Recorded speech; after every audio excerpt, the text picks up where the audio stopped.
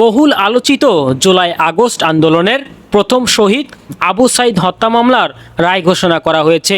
মানবতাবিরোধী অপরাধের অভিযোগে করা এই মামলায় ট্রাইব্যুনাল 2 জন আসামিকে মৃত্যুদণ্ড প্রদান করেছেন।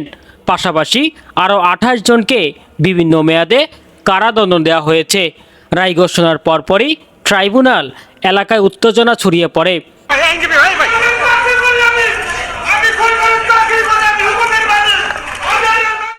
সাজাপ্রাপ্ত আসামিরা আদালতের ভিতরেই হট্টগোল শুরু করেন।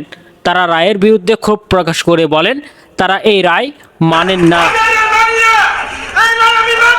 এবং দাবি করেন যে তাদের মিথ্যা মামলায় ফাঁসানো হয়েছে। আদালত থেকে বের হওয়ার সময় আসামিরা দায়িত্বরত পুলিশ সদস্যের সঙ্গে ধাক্কাধাক্কিতে জড়িয়ে পড়েন। এ সময় তারা জয় বাংলা স্লোগান দেন এবং নিজেদের নির্দোষ দাবি করেন। এ ঘটনায় আদালত প্রাঙ্গণে কিছু সময়ের জন্য উত্তেজনাপূর্ণ পরিস্থিতি বিরাজ করে। নাইমুর রহমান, আলোক দিয়া নিউজ, ঢাকা।